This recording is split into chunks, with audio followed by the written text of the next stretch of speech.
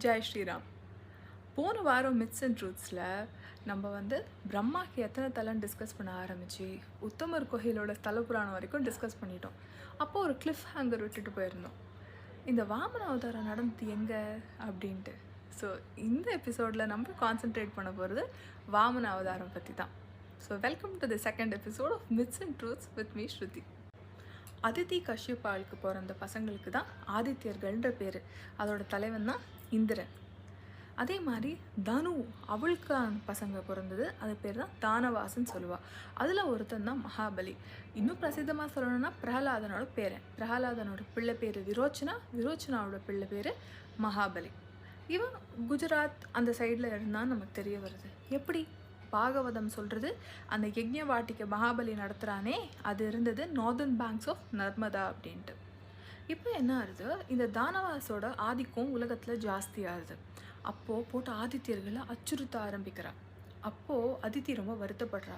என் பசங்க இவ்வளோ போராடுறது, பெருமாளே பிறந்து இதை காப்பாற்றினாதான் உண்டு அப்படின்ட்டு கஷ்யப்பரோட கைடன்ஸில் ஒரு பயோவிரதம் எடுக்கிறான். பயோவிரதம்னா பாலை மட்டுமே உண்டு கொண்டு செய்கிற விரதத்துக்கு தான் பயோவிரதம்னு பேர். அப்போ கர்ப்பம் தரித்து உபேந்திரன் அப்படின்ற பேரில் பெருமாளவருக்கு அவளுக்கு பிறக்கிறா. உபேந்திரன்னா என்ன, இந்திரனுக்கு தம்பியாக பிறக்கிறதுனால உபேந்திரன்ற பேர். ஆனால் பயங்கர குள்ளமாக இருந்தாராம். எவ்வளோ குள்ளம்னா உலகத்தில் இருக்கிற குள்ளமாக இருக்கிறவாள்லாம் இது என்னடா இத்ரூன் இருக்குது அப்படின்னு வாழாம். அந்த அளவுக்கு குள்ளமாக பிறந்திருக்கார். 5 வயசு ஆறுது, உபநயனம் முடிஞ்சு ஒரு மாந்தோலை போத்திண்டு கையில் கொடையோட இந்த பக்கம் கமண்டலத்தை எடுத்துட்டு குஜராத் யக்ஞ வாட்டிக்கைக்கு நடந்து போகிறார். போய் மகாபலிகிட்ட கேட்குறார், நீங்கள் தான் தானம் நிறைய பண்ணுறலாமே, எனக்கு 3 அடி நிலம் தரையலா அப்படின்ட்டு. சுக்ராச்சாரியர் மகாபலியோட ஆச்சாரியன். மகாபலிக்கு என்ன மைனஸ் இருந்ததோ இல்லையோ, இந்த ஆச்சாரியனுக்கு மரியாதை கொடுக்கணுங்கிறது நன்னா தெரிஞ்சிருந்தது. ஸோ அந்த ட்ரேட்டை எப்படியாவது உடைக்கணுங்கிறது தான் ஃபர்ஸ்ட் எய்ம் ஆஃப் வாமன அவதாரம். ஸோ அங்கே போயிட்டு சுக்கரன் வார்ன் பண்ணுறாரு, எப்பா உனக்கு தெரியாது, இவன் தான் நரசிம்ம ரூபம் எடுத்து அவங்க கொள்ளு தாத்தாவை கொன்னது, இவன் நம்பி நான் இந்த மாதிரி பண்ணாத அப்படின்னோடனே, இல்லை யார் யாச்சகம் கேட்டாலும் நான் கொடுப்பேன், என்னால் கொடுக்க முடியாது, உலகத்தில் என்ன இருக்குதுன்னு ஒரு சின்ன கர்வம் தலை ஓங்கிது. அதுக்கப்புறம் அவனுக்கு வாமன அவதாரம் பாத பூஜை பண்ணும்போது அந்த கமண்டலத்துலேருந்து தண்ணி வரலேன்னு பார்த்தா சுக்ராச்சாரியர் ஒரு வண்டு ரூபம் தரிச்சுன்னு அந்த கமண்டலத்துக்குள்ளே போய் ஒட்டிக்கிறார். அப்போ ஒரு தர்பையை எடுத்து குத்திவிடுறார் நம்ம வாமன அவதாரம். இதுக்கு தான் சுக்கிரன் கண்ணாய் அறுத்தானே அச்சோ அச்சோன்னு ஆழ்வார் பாடினார். அப்போ என்ன ஆகுது, கண்ணை போய் குத்திடுறார், சுக்கிரனோட கண்ணை. அப்போ அந்த வண்டு ஓடி போய்டுறது, தண்ணி வர ஆரம்பிக்கிறது. அப்போது சுக்ராச்சாரியர் சொல்கிறார், நான் ஆச்சாரியன் இவ்வளோ தடுத்தும் உன்னால் இது பண்ண முடியல, இனிமேல் உன்னை யாரும் காப்பாற்ற முடியாதுன்றார் மகாபலியர். சரி, சுக்ரன் கண்ணு போச்சே, அவருக்கு எப்படி திரும்ப கிடச்சிது? அதுக்கு இன்னொரு திவ்ய தேசத்தோட கதை வரும். யூ ஹாவ் டு கீப் வாட்சிங் the myths and truth series for it. So திரும்ப மகாபலிக்கு வரலாம். இப்போ என்ன ஆச்சு, யாச்சகம் கொடுக்குற டைம் 3 அடி தானே எடுத்துக்கோன்னு சொன்னோன்னே டமன்னு பெருசாக வாமனனா வந்தவர் திருவிக்ரமரா வளர்ந்து ஒரு பாதத்தை பூமியிலையும் மறு பாதத்தை ஆகாசத்துலேயும் வச்சுட்டு அடுத்த பாதத்தை எங்கே வைக்கிறதுன்னு கேட்க, என் தலை மேலே வெயின் மகாபலி சொல்ல போட்டு தலையை அழுத்த பாதாள லோகத்துக்கு போகிறான். ஸோ இன்றைக்கும் பிரகலாதனோட வம்சாவளி எல்லாரும் பாதாள லோகத்தை தான் காட் பண்ணிட்டு இருக்காங்கிறது தான் இதோட பிலீஃப். இப்போ இதே கதையை நம்ம கேட்குறோம், எங்கே கேட்குறோம் அப்படின்னா திருக்காட்கரை அப்படின்னு ஒரு கேரளாவோட திவ்ய தேசம், அங்கே நம்ம இதை கேட்குறோம். திருங்கிறது எனிதிங் அசோசியேட்டட் வித் லக்ஷ்மிக்கு திருன்னு சொல்கிறோம். காலை பதிச்சதுனால கால் கரை, திருக்கார்கரை, இப்படி தான் அந்த பேர் திருக்கார்கரா அப்படின்னு சொல்லுவாள் கேரளாவில். ஸோ அங்கே இது நடந்ததா, இந்த சரித்திரம் நடந்ததாவோ அந்த கோயிலில் சொல்கிறா. ஓணம்னா என்ன, ஓணம்ங்கிறது திருவோணம்ன்ற அந்த ஸ்டார், ஸ்ரவணம் ஸ்டார் தான் திருவோணம்னு சொல்லுவோம். அதோட ஷார்ட் ஃபார்ம் தான் ஓணம். அந்த ஸ்டாரில் தான் வாமனா பிறந்தார்.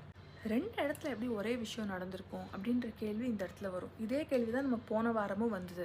எப்படி உத்தமர் கோயிலையும் அதே நடந்தது, அதே பாவத்தை போக்கிறதுக்காக அவர் எப்படி திரும்ப திருக்கண்டியூருக்கும் போனார் அப்படின்ட்டு. இந்த மாதிரி கஜேந்திர மோட்சம் கதைக்கும் உண்டு.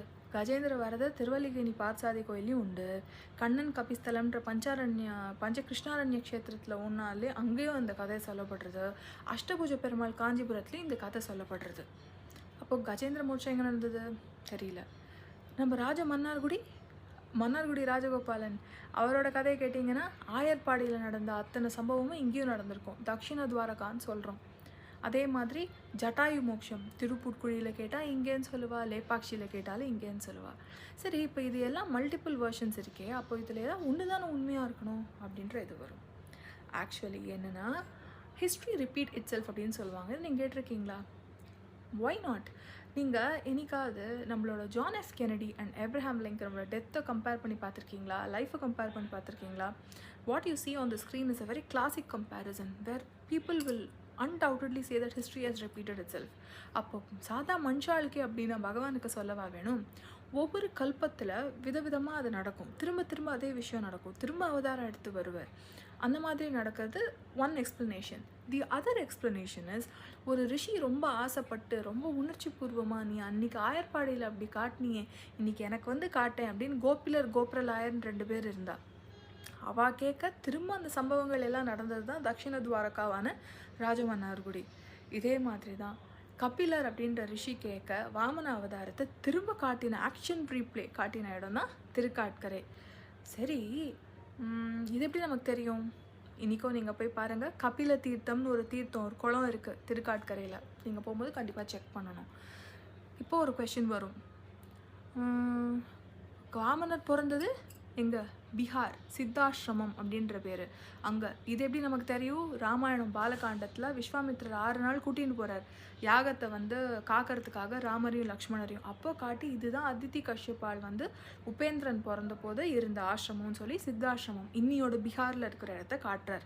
So we know that it happen quite before. அப்போ திருக்காட்கரை என்ன பொய்யா? கிடையாது. ஏன் திருக்காட்கரை தான் ஆக்ஷன் ரீப்ளே? வை தட் சித்தாஷ்டமம் in Gujarat is not the action replay? அதுக்கு நம்ம தெரிஞ்சுக்க வேண்டியது பரசுராமரோட கதை. பரசுராமர் ரொம்ப பிற்காலத்தில் கேரளாவை க்ரியேட் பண்ணார். என்னது, கேரளாவை க்ரியேட் பண்ணாரா? Yes, and if you have to listen to the story, you have to wait until the next episode of Myths and Truths with me, Shruti. Jai Shri Ram.